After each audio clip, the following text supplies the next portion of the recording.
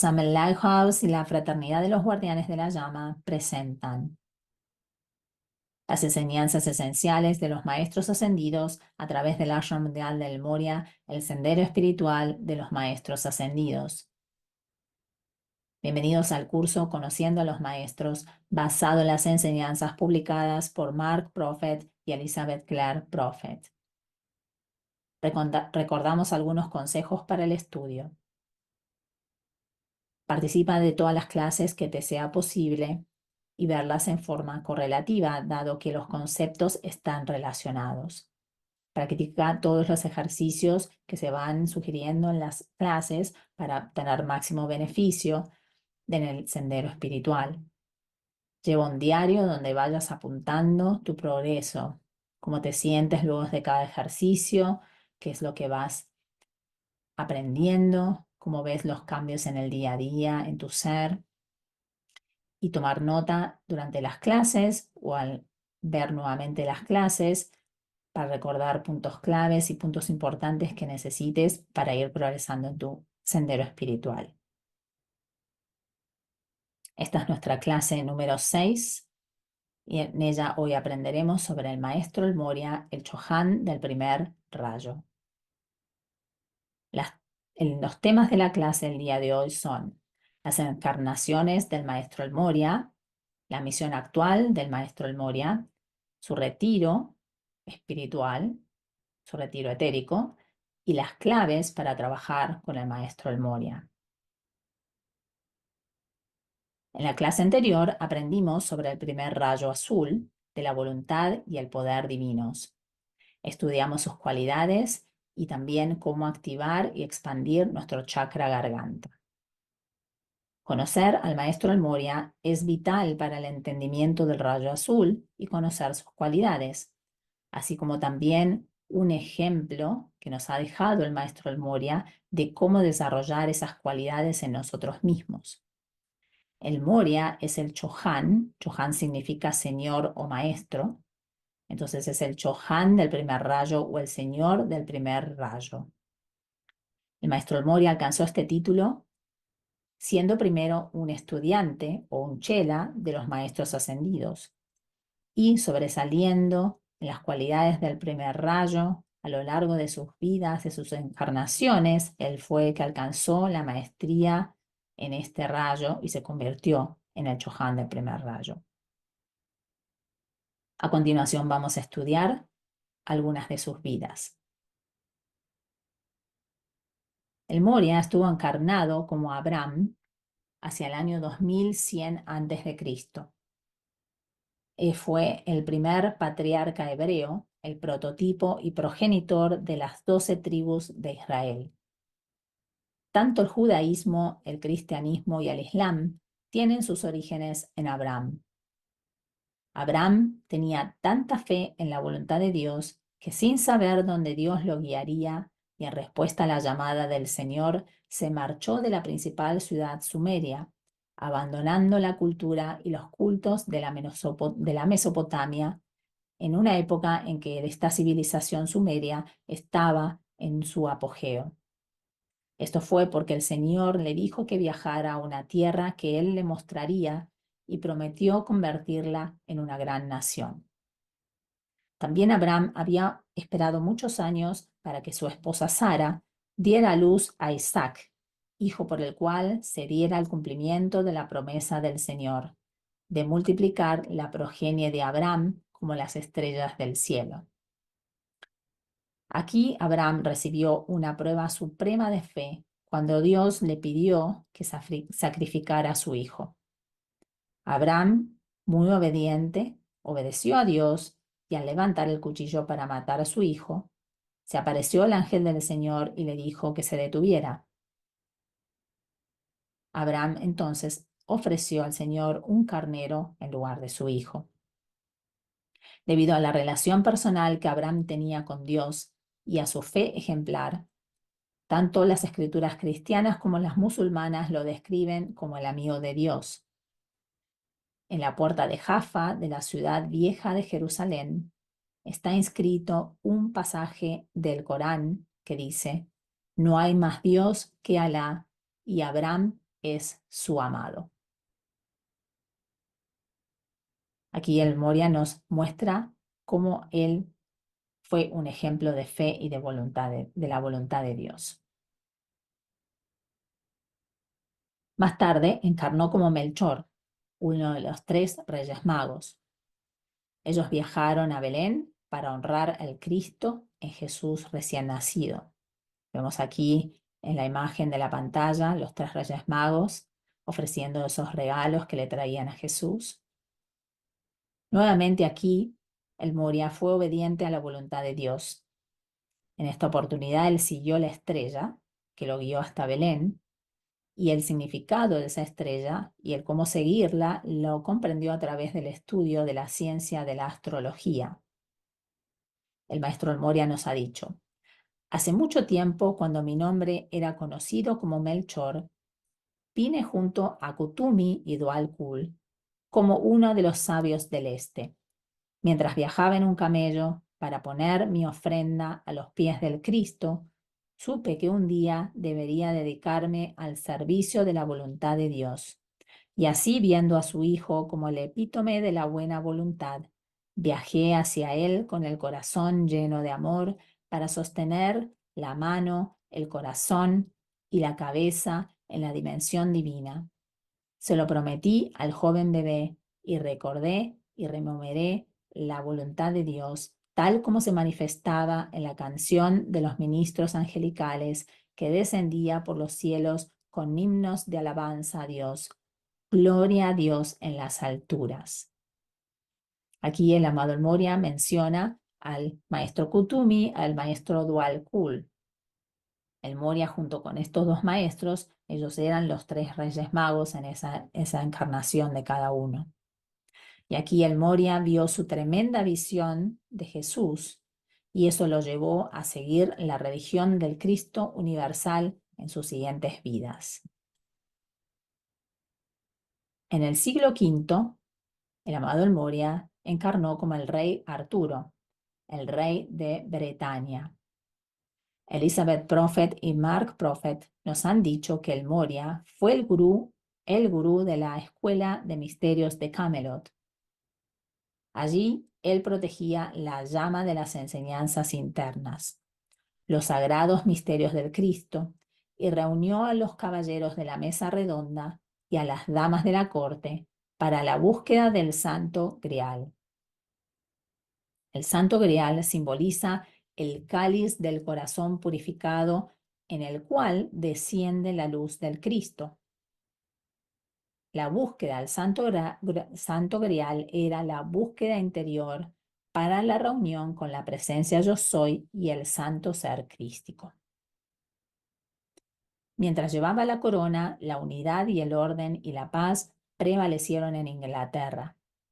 El triunfo de Arturo sobre los tiranos y el uso de la fuerza del derecho fueron ejercicios en el uso correcto del poder de la voluntad divina para y en el nombre del pueblo.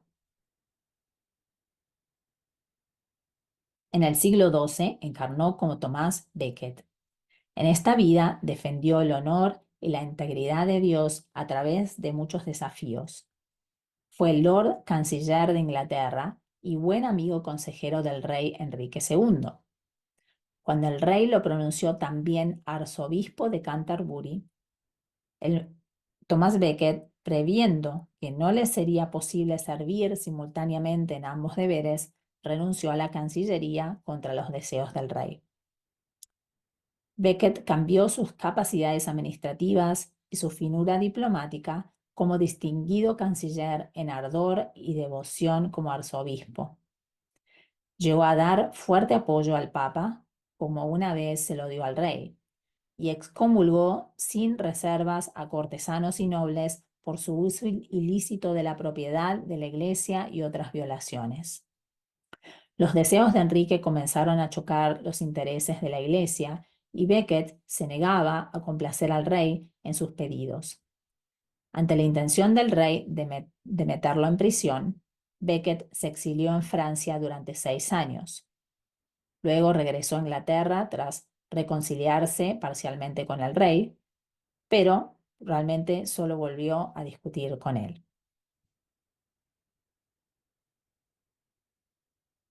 El 29 de diciembre del año 1170 fue asesinado brutalmente en la Catedral de Canterbury, cuando 4 caballeros de la corte interpretaron al pie de la letra un comentario del rey de que deseaba quitarse de encima a ese sacerdote turbulento. Aquí vemos una imagen de cómo lo persiguen a Thomas Becket. Firme hasta el final, Becket dijo a los caballeros: aunque todas las espadas de Inglaterra estuvieran apuntando a mi cabeza, no me haríais traicionar ni a Dios ni al Papa. Más de 500 milagros de curación se le atribuyeron apenas en unos pocos años después de su muerte, y fue canonizado 3 años después. Es decir, fue proclamado santo. Muchos peregrinos venían desde muy lejos a visitar su tumba hasta que fue destruida por el rey Enrique VIII.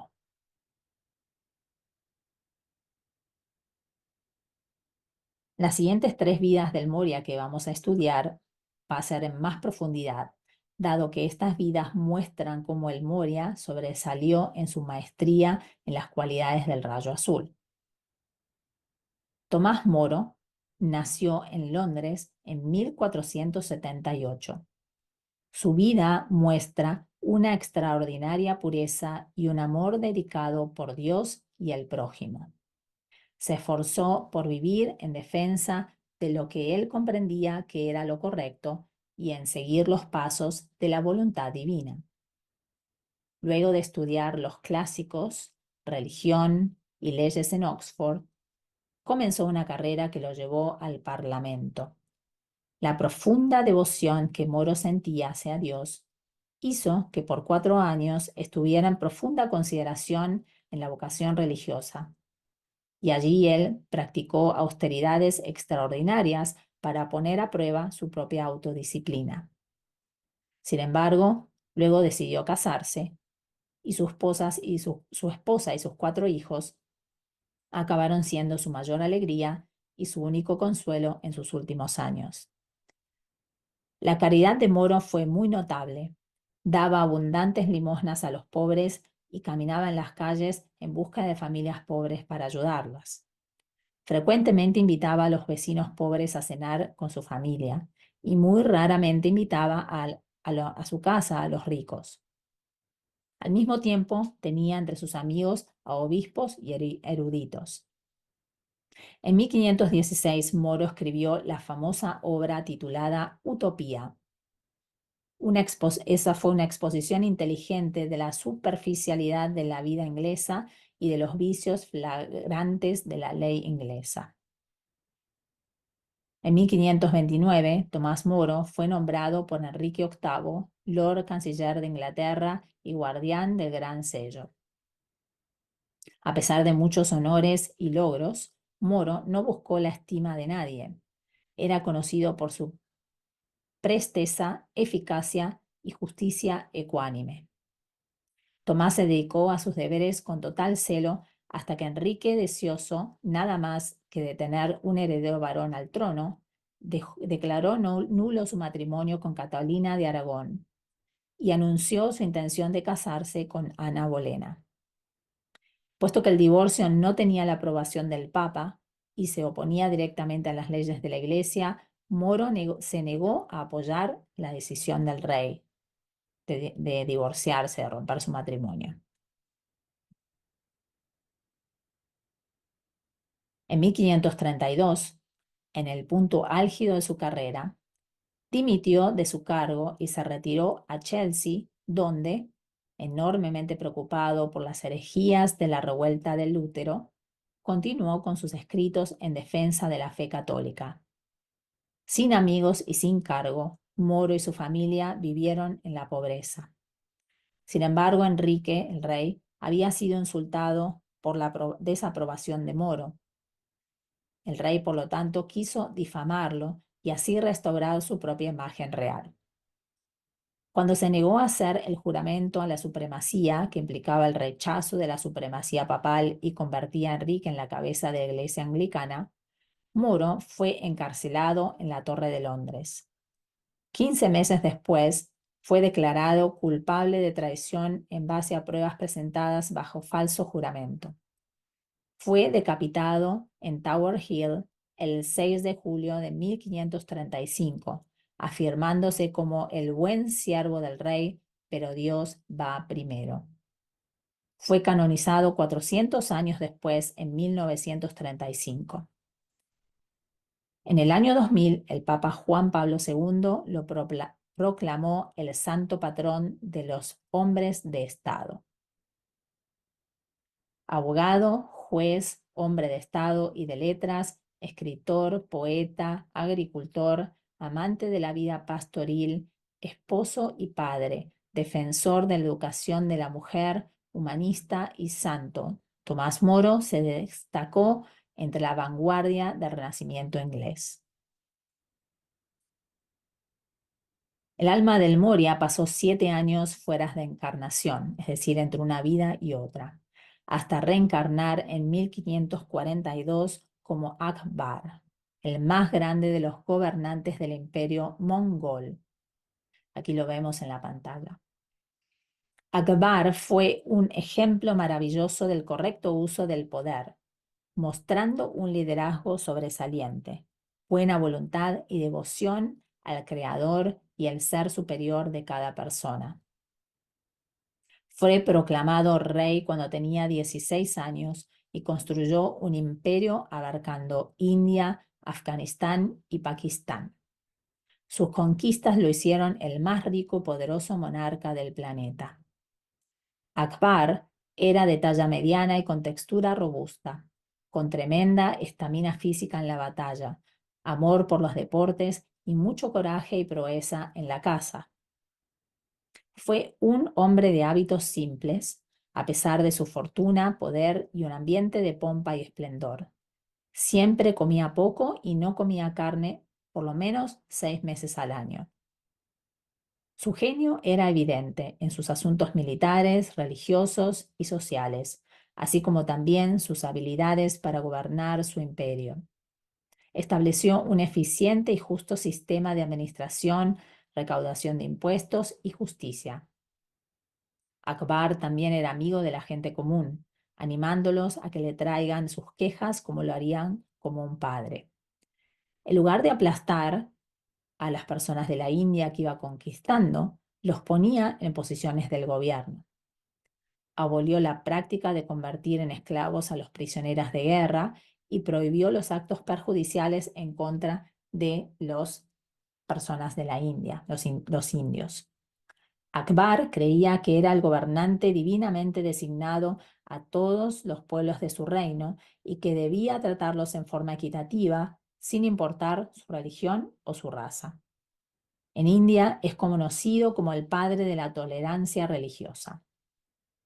No solo quería traer paz y prosperidad a su gente, sino que también quería guiarlos a una espiritualidad elevada.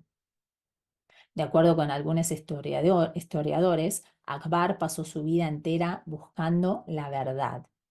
Era tolerante con todas las religiones porque veía las insuficiencias del Islam. También vio que no era posible gobernar bien si se atenía solo a los principios estrictamente musulmanes. Luego de meditar en la voluntad de Dios, Akbar decidió unificar las religiones de todo el país, dado que pasó 7 años estudiando las religiones del mundo y llegó a la conclusión de que todas tenían limitaciones, perjuicios y supersticiones.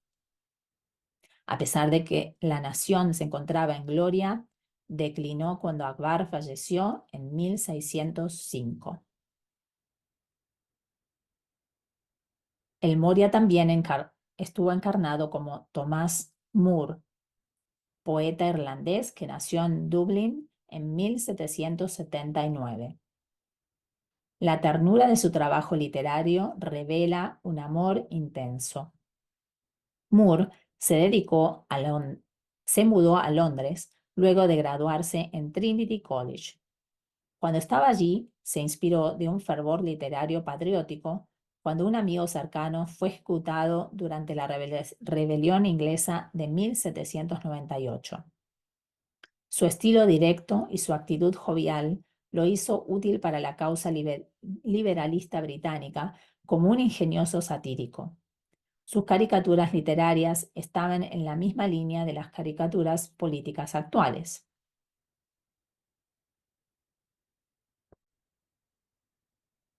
Nunca tuvo miedo de hablar y sus poesías capturaron el alma de los amantes de la libertad alrededor de todo el mundo y hasta el día de hoy siguen haciéndolo.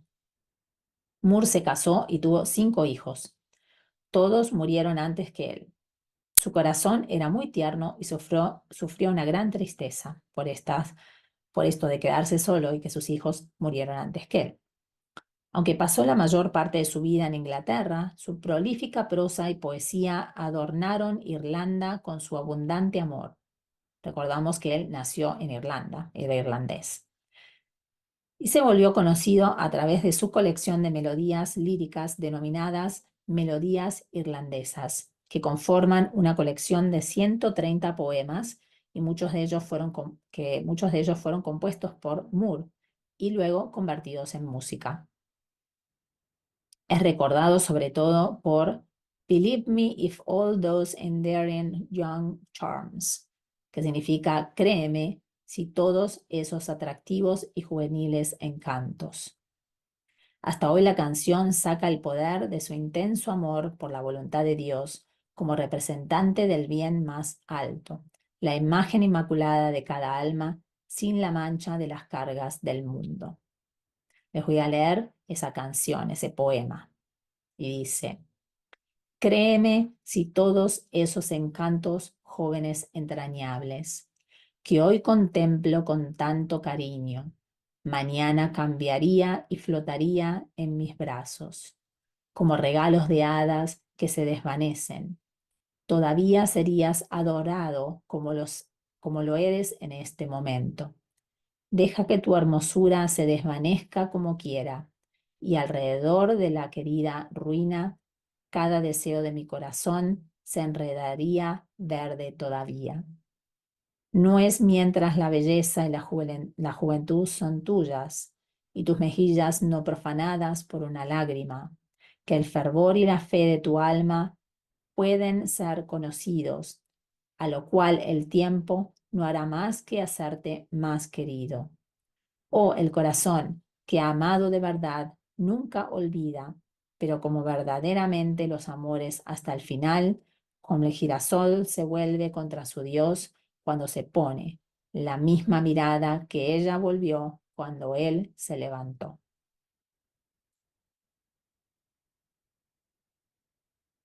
En su última encarnación, En la última parte del siglo XIX, el Moria nació como el príncipe Rajput en la India, llamado el Moria Khan. En esa vida se hizo conocido como el maestro M y fue el cofundador de la Sociedad Teosófica junto con el maestro Kutumi y otros maestros no ascendidos y ascendidos de los Himalayas, de las cordilleras de los Himalayas.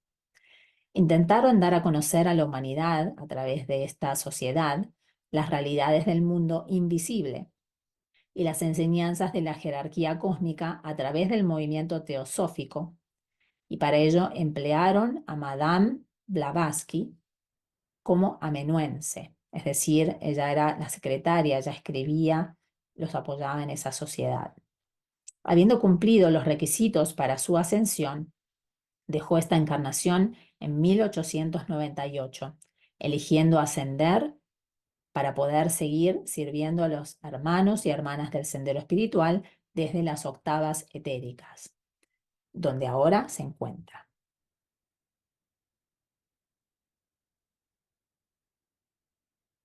Los estudiantes de los maestros ascendidos, o sea, nosotros, miramos al Moria como el ejemplo del logo de maestría del primer rayo. Es nuestro ejemplo, el que podemos seguir para alcanzar la maestría también del primer rayo.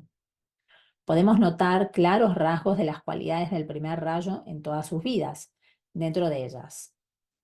Fuerte devoción por la voluntad de Dios, altos estándares morales, un agudo sentido del honor, discernimiento de la voluntad de Dios y la voluntad humana, es decir, poder darse cuenta dónde se está imponiendo la voluntad humana y dónde realmente estamos caminando en la voluntad de Dios, poder distinguir entre ellas. Honestidad para hablar la verdad frente al poder mundano bajo el peligro de la pobreza o el peligro de muerte. Vemos como el Moria realmente lo mataron en dos de sus vidas, pero sin embargo él era fiel a Dios siempre y no iba a preservar su vida y traicionar a Dios. Prefirió morir antes de traicionar a Dios. Otra de las cualidades fue la habilidad para liderar juiciosamente en materia mundial y espiritual. Fue un gran líder, ha mostrado como un líder, como vimos que es una de las cualidades del rayo azul. Un gran líder tiene que mostrar la fortaleza para poder guiar al pueblo desde un lado espiritual y desde un lado material. Y también otra de las cualidades fue una pasión ardiente del alma para inspirar a todos, desde el más humilde hasta el más alto rango. Como vimos, el Moria nos inspira en sus vidas, ayudando a los pobres, moviéndose entre las personas de alto rango, del gobierno, de la sociedad, pero sin embargo él era humilde frente a todas esas situaciones porque su intención siempre fue unir a las personas, ver el alma, ver el Cristo en cada una de las personas y actuar siempre bajo la voluntad de Dios y siguiendo lo que su corazón le dictaba o lo que su misión le dictaba que tenía que hacer. Así es como él consiguió su ascensión en la última encarnación, continuando con todo lo que es la voluntad de Dios le indicaba que tenía que hacer. Entonces decimos que el Moria caminó en la integridad del primer rayo, del rayo azul, en cada una de estas encarnaciones.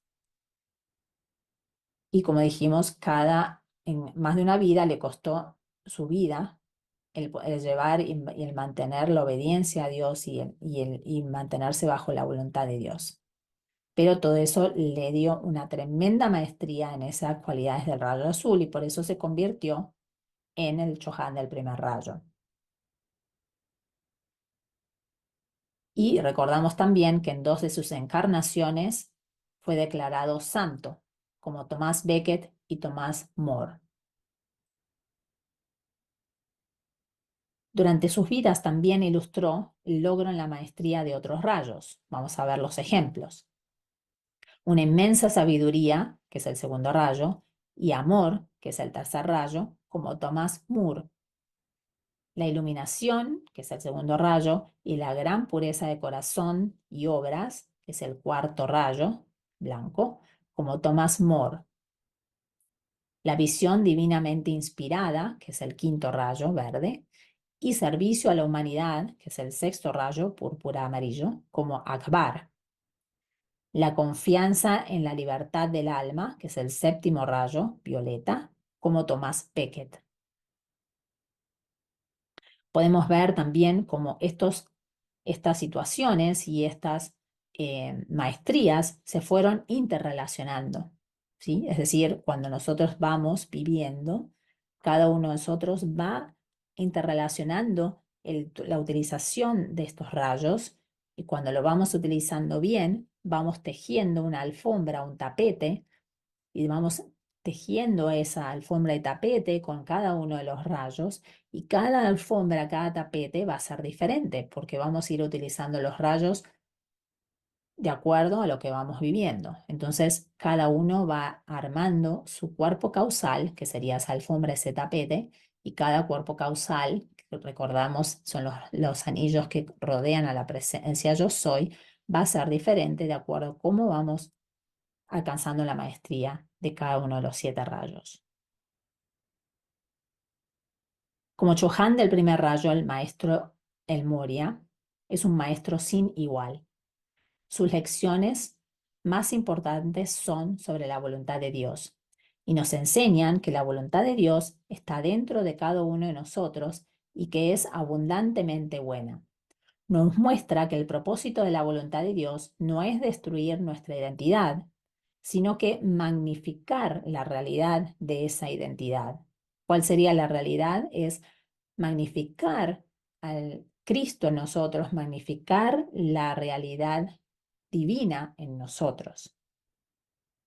Contrario a la opinión humana, la voluntad de Dios busca investir al ser humano con su derecho inmortal y nunca privarlo de su libertad.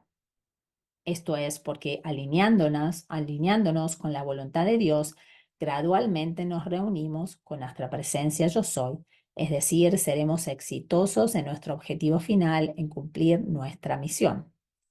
Siguiendo la voluntad de Dios, también nos guía a reconocer cuál es nuestro plan divino y cumplirlo, como dijimos. Adicionalmente, el Moria nos dice, el enigma de la vida está escondido en la voluntad de Dios. Cuando se comprende perfectamente, provee estímulo en cada propósito digno y recrea la pasión por vivir que muchos han perdido. El retiro etérico del maestro El Moria se denomina el templo de la voluntad de Dios y se encuentra en el reino etérico, es decir, en las octavas etéricas, en el plano más elevado, a los pies de los Himalayas, de la cordillera de los Himalayas. Y está encima de la ciudad de Darjeeling, que está en la India. Corrientes magníficas y radiantes de luz se vierten desde este retiro.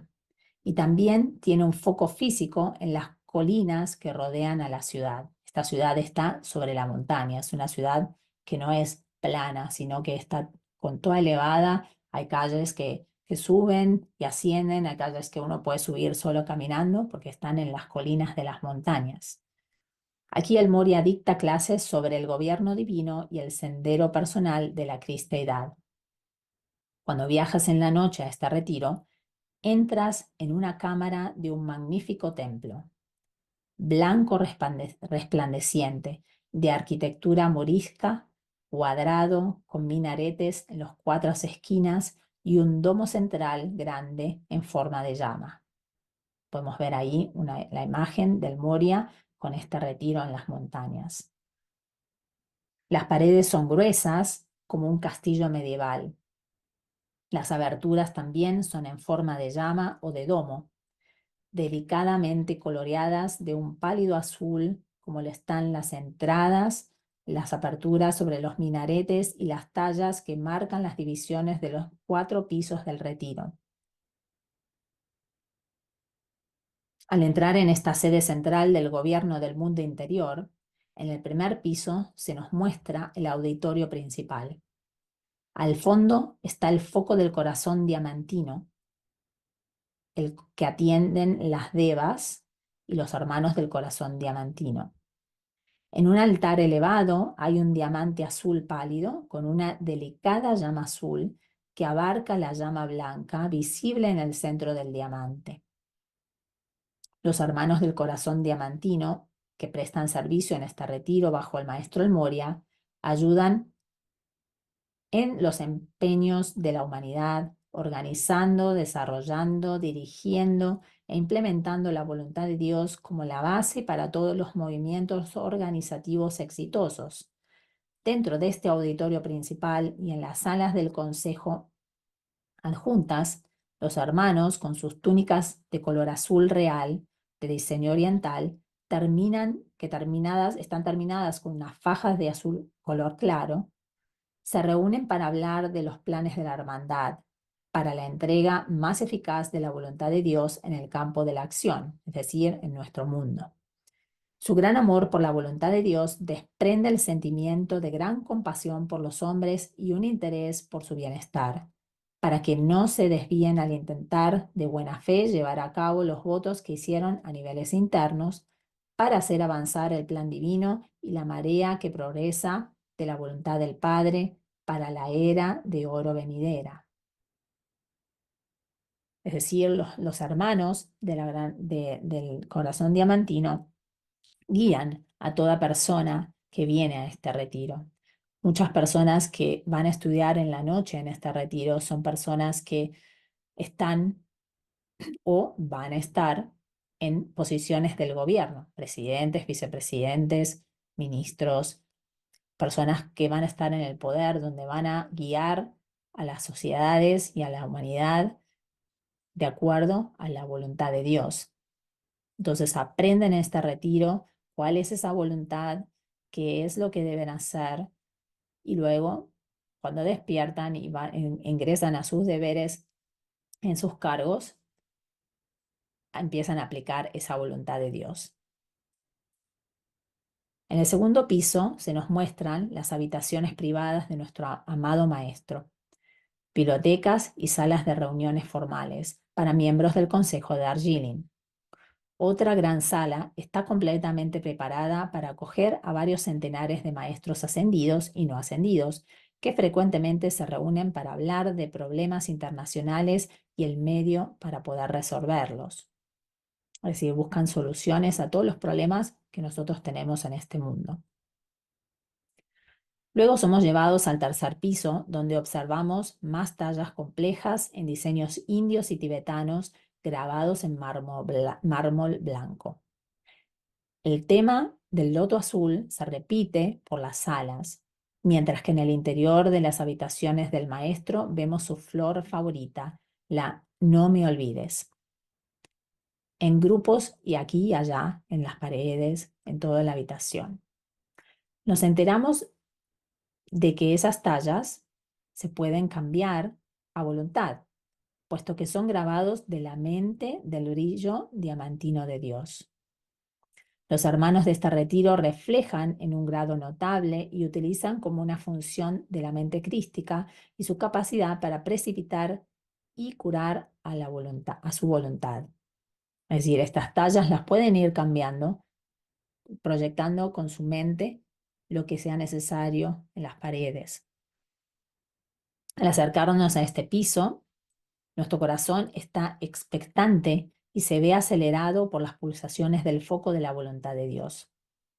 El anfitrión que nos está llevando a través del retiro abre las puertas de la sala de la llama y nos invita a entrar. Allí hay chispeantes paredes blancas que contrastan el azul real del suelo y el techo.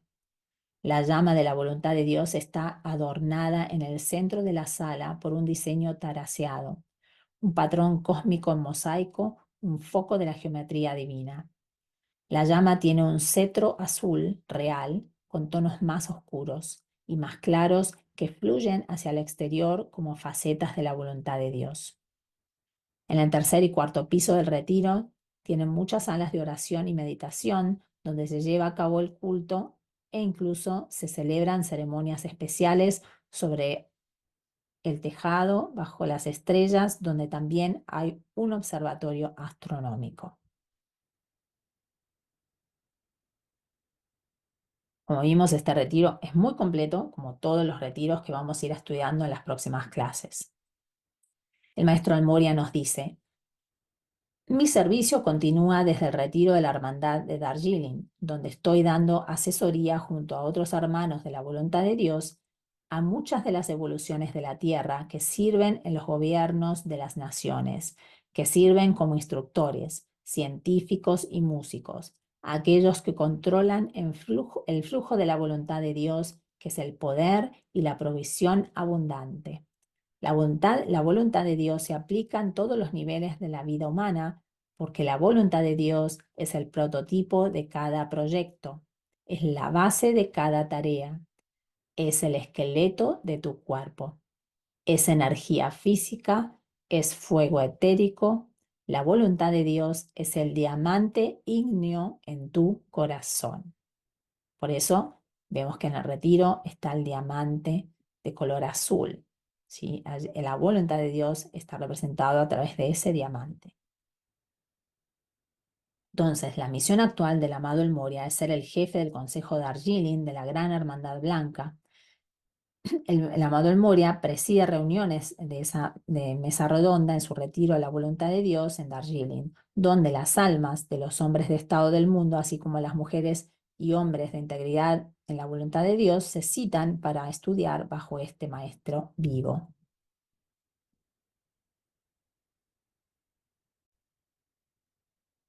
El amado El Moria tiene un gran amor por nuestras almas y está totalmente decidido, comprometido a ayudarnos. Tiene conocimiento del trabajo del sendero espiritual y todas las complejas situaciones y circunstancias que pueden surgir en él. Y puede ayudarnos a pasar todo obstáculo, toda prueba y ganar nuestra ascensión, dándonos coraje para estudiar y continuar trabajando y avanzando. En sus palabras, que él nos dice: el camino ascendente vale la pena el inconveniente. Es decir, cuando vamos caminando el sendero espiritual vamos a encontrar muchos obstáculos, muchas pruebas que pasar. Para eso vinimos, ¿verdad? Para aprender. Por lo tanto, la vida puede ser que no sea fácil, pero si nosotros tomamos cada cosa que nos viene, cada prueba, cada problema, cada cosa que ocurre en nuestras vidas como una lección, es allí que el maestro El Moria nos va a ayudar a pasar cada una de esas pruebas, esos obstáculos y problemas que puedan surgir. La forma de comenzar en serio, un serio estudio a las enseñanzas de los maestros ascendidos, es comenzar trabajando con la ayuda del maestro El Moria, dado que la voluntad de Dios es lo primero que debemos incorporar en nuestras vidas. Cuando aprendemos bajo el entrenamiento y la disciplina del Moria, podemos establecer mejor y sólidas relaciones con otros maestros. Y como vimos también en la clase anterior, cuando tenemos que trabajar con el primer rayo y alcanzar un porcentaje de la maestría del primer rayo para poder comenzar a trabajar con los demás rayos y además ir alcanzando la maestría de los demás rayos. Las siguientes claves nos pueden ayudar a trabajar mejor con el Moria. Primero que nada, tenemos que invitar al amado el Moria a trabajar con nosotros. Recordamos que tenemos la ley de libre albedrío. Y si nosotros deseamos que el maestro venga a trabajar con nosotros, tenemos que pedírselo. Entonces tenemos que invitarlo, porque esa tiene que ser nuestra decisión. Él no puede venir a decirnos, bueno, puedes trabajar conmigo. Nosotros tenemos que pedírselo y él luego nos confirmará o nos irá ayudando sin confirmación, sin nada. Lo vamos a ir viendo en cada uno de los pasos que vamos dando, cómo vamos alcanzando esa maestría en el rayo azul, cómo vamos manifestando las cualidades de ese rayo en nuestra vida. Otra ley de Dios es que la respuesta atiende al llamado, o como Jesús dijo, pide y te será concedido. Entonces nosotros tenemos que pedirle al Maestro El Moria que entre en nuestras vidas. El siguiente es el llamado que podemos hacerle. Amado El Moria, por favor, ven a mi vida y sé mi tutor en el primer rayo. Lo decimos juntos. Amado El Moria, por favor, ven a mi vida y sé mi tutor en el primer rayo. Y también podemos dar fiats a la voluntad de Dios y escuchar canciones que nos conecten con la voluntad de Dios. Uno de los fiat es: la voluntad de Dios es buena. Y otro es: no mi voluntad, sino que se haga la tuya. Y de esa forma vamos estableciendo esa voluntad de Dios en nosotros, en nuestra vida. Y también hoy, cuando comenzamos la clase, escuchamos una canción, música, que nos alinea con la voluntad de Dios, nos conecta con la voluntad de Dios. Entonces recordamos que también podemos escuchar la música para que esa voluntad de Dios se vaya estableciendo en nosotros. Otra forma de conectarnos con el amado El Moria es escuchando su clave tonal, es decir, la música que nos conecta con su conciencia y su energía. La clave tonal del Moria se denomina Marcha Militar número 1 en D mayor y su nombre es Pompa y Circunstancia, por Sir Edward Elgar. Y vamos a escucharla a continuación.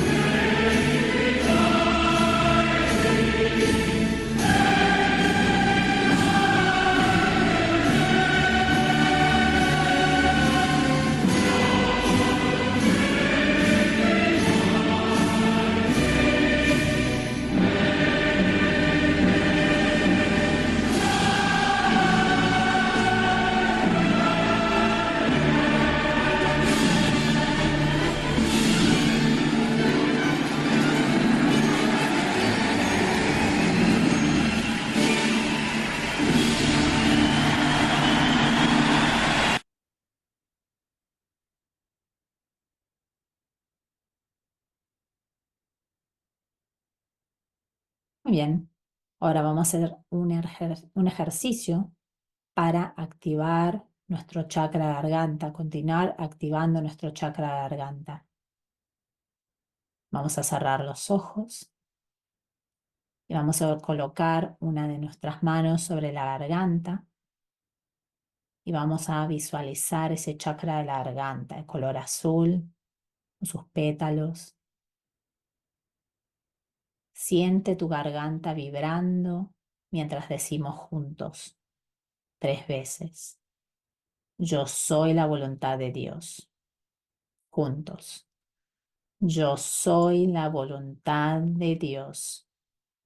Yo soy la voluntad de Dios. Yo soy la voluntad de Dios.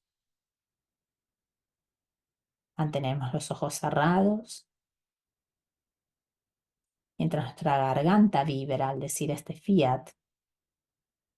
El chakra garganta está pulsando una alta frecuencia y envía su vibración hacia afuera en forma simultánea. Entonces ahora vamos a repetir el fiat, yo soy la voluntad de Dios, y vamos a imaginar esa luz pura y azul expandiéndose en toda dirección desde el centro de tu chakra garganta. Esto está ocurriendo exactamente cuando afirmas la voluntad de Dios en ti, porque decimos yo soy la voluntad de Dios. Y no solo estamos usando el chakra garganta, sino que estamos activando este chakra garganta en forma positiva. Vamos a repetir 3 veces, yo soy la voluntad de Dios otra vez. Y vamos a visualizar esa luz azul expandiéndose del centro del chakra garganta. Juntos. Yo soy la voluntad de Dios. Yo soy la voluntad de Dios. Yo soy la voluntad de Dios. Ahora vamos a hacer otro fiat 3 veces. Se los voy a leer y luego lo repetimos. Y continuamos visualizando esa luz azul expandiéndose desde el chakra garganta. Vamos a decir, la voluntad de Dios es buena 3 veces. La voluntad de Dios es buena. La voluntad de Dios es buena. La voluntad de Dios es buena. Ahora vamos a decir otro fiat que también nos ayuda a anclar la voluntad de Dios y a manifestar esa voluntad de Dios en nosotros. Vamos a continuar visualizando esa luz azul expandiéndose en nuestro chakra garganta y cómo se va expandiendo a todo nuestro ser y alrededor nuestro, a nuestra aura, que se va a llenar de ese color azul, de rayo azul. Vamos a decir juntos, no mi voluntad, sino que se haga la tuya, oh Dios. Y vamos a repetir juntos 3 veces. No mi voluntad, sino que se haga la tuya, oh Dios. No mi voluntad, sino que se haga la tuya, oh Dios. No mi voluntad, sino que se haga la tuya, oh Dios. Estos 3 fiat que hemos pronunciado nos van a ayudar a anclar la voluntad de Dios en cada uno de nosotros. Y ahora lentamente podemos abrir los ojos. Van a ver que en la pantalla tienen estos 3 fiat y los pueden decir en cualquier momento del día. Antes de decretar, después de decretar, a medida que va transcurriendo el día, en cualquier momento. Y también en situaciones que van surgiendo en la vida. Por ejemplo, tengo que tomar una decisión, pero no sé hacia dónde ir, no sé a qué lugar tengo que ir, por ejemplo. Entonces puedo pedir al amado El Moria, en el nombre de mi presencia yo soy, santo ser crístico, invoco al amado El Moria para que por favor me guíe y la voluntad de Dios se haga en mí, en esta situación, en esta decisión que tengo que hacer. Amén. Y después puedo decir, no mi voluntad, sino que se haga la tuya, oh Dios. Y lo decimos 3 veces. En cualquier situación que va pasando en nuestro día a día, podemos pronunciar estos fiats y así esperar esa guía divina y que esa voluntad de Dios nos vaya guiando en cada cosa que vamos haciendo, en cada decisión a tomar, en cada proyecto, en nuestras relaciones con nuestra familia, nuestra pareja. De esa forma vamos estableciendo la voluntad de Dios. Entonces recuerden que estos fiats los pueden utilizar en cualquier momento. Y así a la vez, al pronunciarlos, estamos activando ese chakra garganta.